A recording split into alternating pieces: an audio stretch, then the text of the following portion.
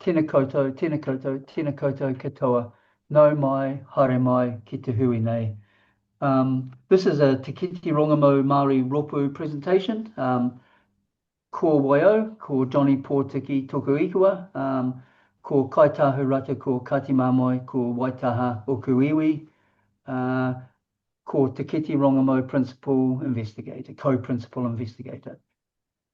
Kia ora koutou, ko Debbie Goodwin toku ingoa, no tūhoi no whakatohia no Ngāti Pākehā ahau. I tipu ake ahau I tāne atua, engari kei kirikiri roa hau e noho ana I nai nei.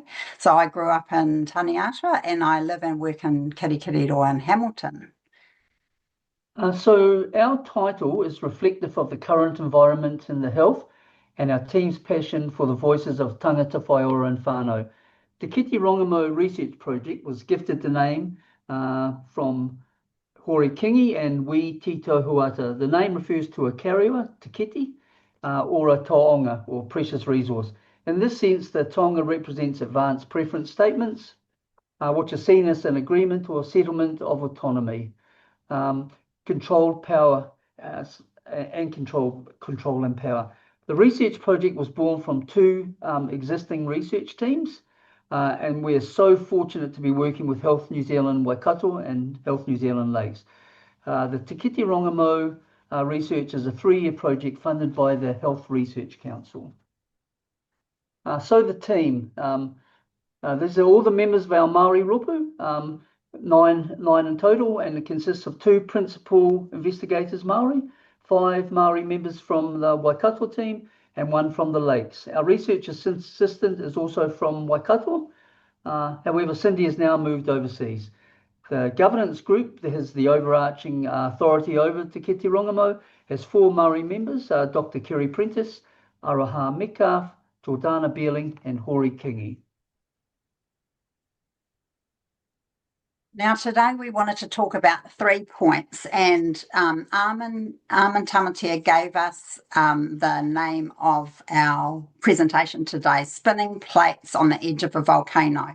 He said it needed to be exciting, so we brought some plates. They're actually mandarins, but the three plates we've been spinning in this project, we thought developing the MAPS, Māori-specific resources, Kaimahi pressures. There's 1, 2, and the 3rd one is navigating the systems and the implementation of maps. So we've been juggling these, and I can show you that we have been doing this as the project manager and as the team at Waikato and Lakes. So that's what we'd like to talk to you about today. So our overarching structure that we've used is a constitutional model, he puapua, and also matiki mai. So he puapua means a break, which usually refers to a break in the waves. Here it refers to the breaking of the usual political and societal norms and approaches. We hope that the breaking of a wave will represent a breakthrough where MAPS is rooted into Treaty o Waitangi and the United Nations Declaration on Rights of People of Indigenous Peoples. He puapua, as our overarching structure, is to ensure our research is to Treaty o Waitangi-led, uphold United Nations treaties, and in step with good co-governance practices for the health sector. He puapua draws on matiki mai to conceptualise Treaty o Waitangi relationship in constitutional terms, outlining 3 spheres of influence over decision-making, which we will show in a later slide.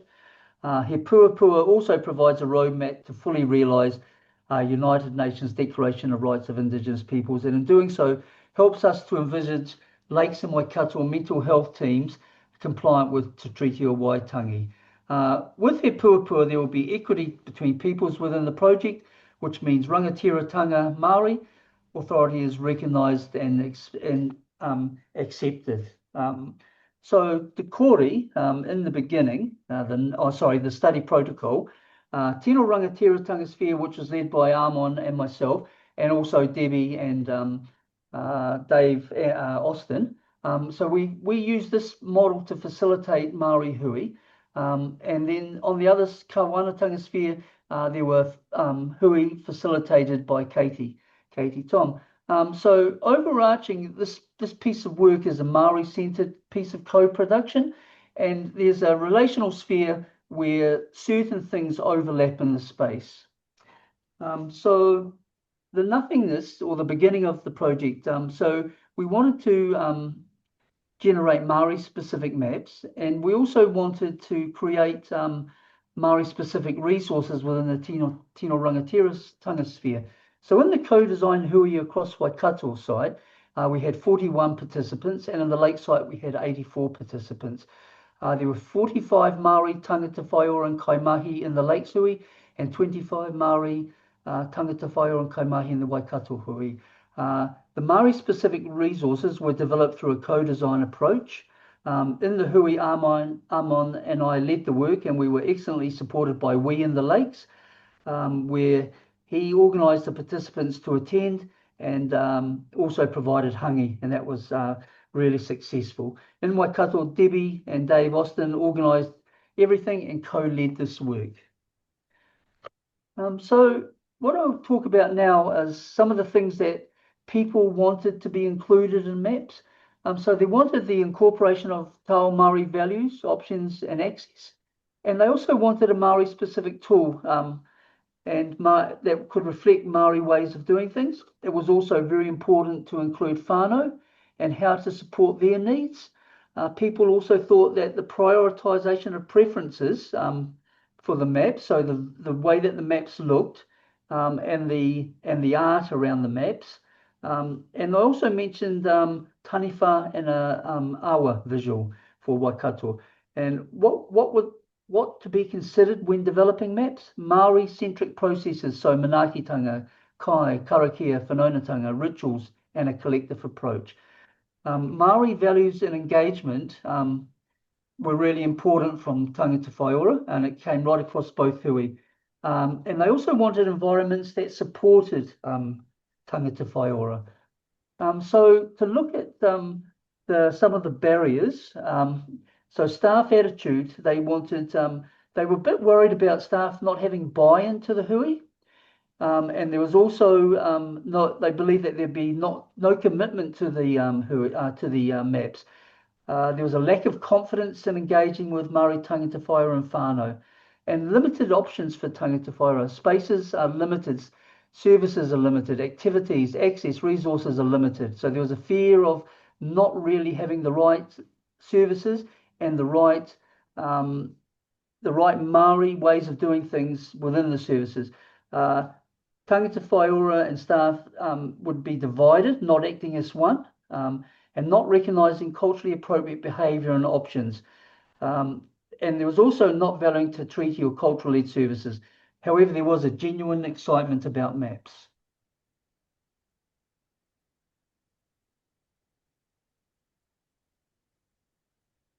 Moving on.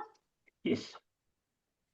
So we've structured our kōrero with the creation story Te Kore Te Pō Te Ao Marama. So in this part where we're kind of coming into the development of things, as things develop and grow and then reach Te Ao Marama, this section was really about all of the things that we did together in developing maps.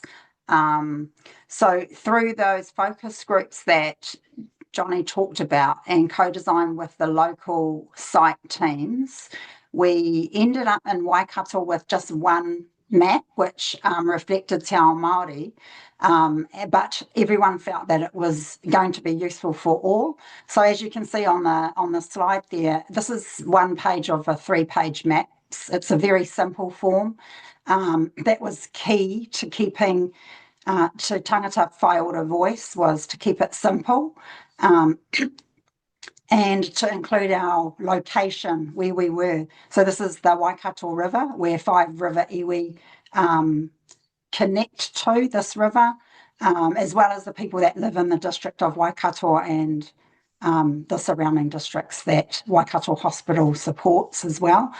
It includes key aspects around, excuse me, who I am, ko waio, who are my whānau, and who are my support people.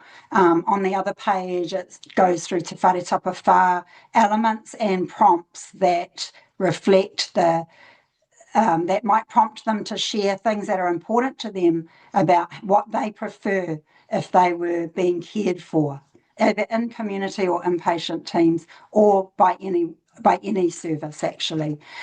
So this is what we ended up with the Waikato maps, and everyone was really loving the maps. Then we got to the challenge, which was our second second plate.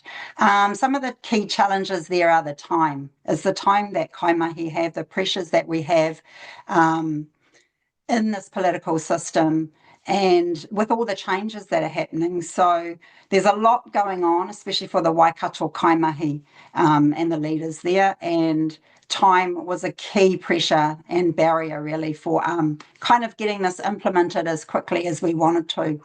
The other key point, our third, I think we thought our third point here is about our third plate is navigating systems. So it was really important to just get the practical system set in place so that we can get the whole MAPS process rolling.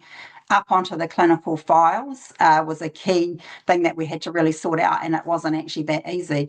But we have managed to get through the process of how to get the maps onto clinical files. But it's all the little practical steps that were needed along the way to ensure that once a tangata whaiora had completed a MAPS, that they got to the right person to get uploaded, and then that they'll be easily accessed by kaimahi. So they need to be in a place that is very prominent for, say, home-based crisis teams or inpatient teams to actually access and know about. So these were some of the challenges that we were getting to basically work through, and we've managed to get through those. So we probably think that the most thing that has supported the success here is having the right people in the right place and having the champions in each layer of the system. So people on the ground who will champion this project, as well as people in leadership. Myself, I work as a contractor, so I'm outside the system, and so we need the team inside the system to know about the system and who to talk to within the system. And yeah, Johnny, did you want to add anything to what has supported success of MAPS so far?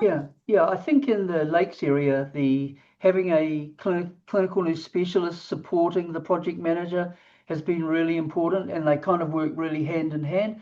And as Debbie mentioned, she sort of sits a little bit outside of the mental health system. In the Lakes, Marianne sits inside of the mental health system, so most of the things around the implementation can be discussed there within that system. One of the issues that they did have in the Lakes was the NGOs who were completing maps were keeping them. They weren't forwarding them on to the team to be able to load up. So that was a little bit of an issue. And I'm really pleased to say that I believe that there's over 50 maps being created in this Te Kete Rongomau process in such a short period of time. I think that's amazing. So some people have been working incredibly hard in these two Lakes and Waikato teams. Yeah, and one other thing I'd like to add is the communication and the regularity of team meetings, project meetings, as well as having the research team involved in each other's teams, and just keeping short, quick meetings fortnightly in their busy lives, their busy work lives, just to keep up with things and to keep the project rolling, really. So what I'm going to talk about now is some of the themes that have come out of the implementation of the maps. So people who have completed maps, some of the interviews that were done were by Cindy and Rachel. So I'll talk about a couple of themes. So one of the themes, tired of not being heard. The person said, I don't think they really cared, but that experience traumatized me for at least a month. It elevated my stress levels and everything, but then it made me feel like I'm in control. No, it made me feel like he's in control, the doctor's in control, the nurse is in control. It felt like my voice wasn't heard.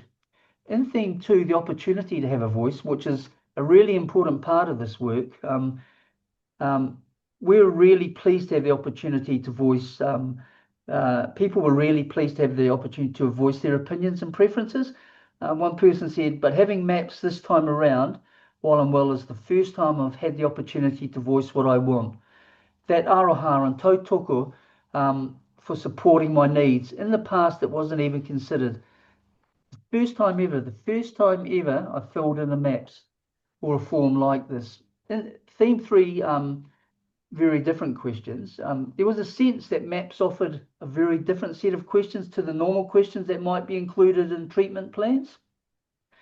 One person said, but having the option to write down what's good for me and what's not good for me, I thought that was very good in the maps questions. Yeah, I thought that information was good for me to write down and to help me in my recovery.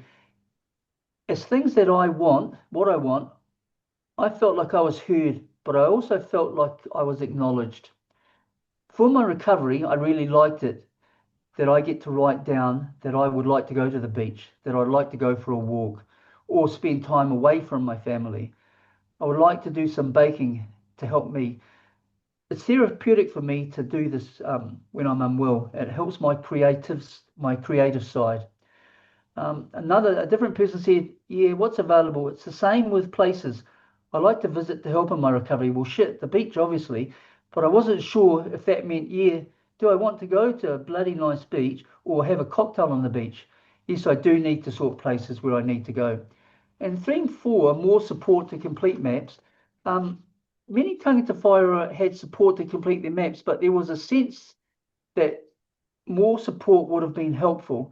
Many tangata whaiora said, I think she wanted me to have that opportunity to voice what I wanted through this maps, what I want on my treatment, also to give me that option to say yes or no to certain things. But I think she needed to do that, give me the paper, the form, as soon as possible, because I think she thought I was going to get unwell. And I thought it was good because it's a voice on paper. It's what I want. Well, yeah, it's what my thoughts are about. And if you give it and it's on the file, it's something. If something happens, well, then they've got it there and it's in black and white. And well, that's what I think. I'm all for transparency. So some of those themes are really, really important, and they'll be useful in the project of implementing maps. And we'll also really look forward to people who have an opportunity to have their maps activated and to find out how that has been for them. So I'll hand over to Debbie to close. Well, actually, yes, we'd really like to thank the entire Te Kete Rongomau research and project implementation teams, both at Health New Zealand Te Whatu Ora Lakes and Waikato, the kaimahi and the tangata whai ora and whānau that have been involved in providing their whakaaro and their opinions and ideas to developing the maps, as well as all the support that we've had in implementing the maps. And communicating out to the communities as well as within the health system. And we probably were remiss to say, but MAPs stand for Mental Health Advanced Preference Statements. And I don't know if we actually said that, but they do act as a type of advanced directive. And that's how the system is seeing MAPs. And MAPs is just much easier to say, but we'd like to thank everyone for having us and listening to us today. Thank you. Kia ora.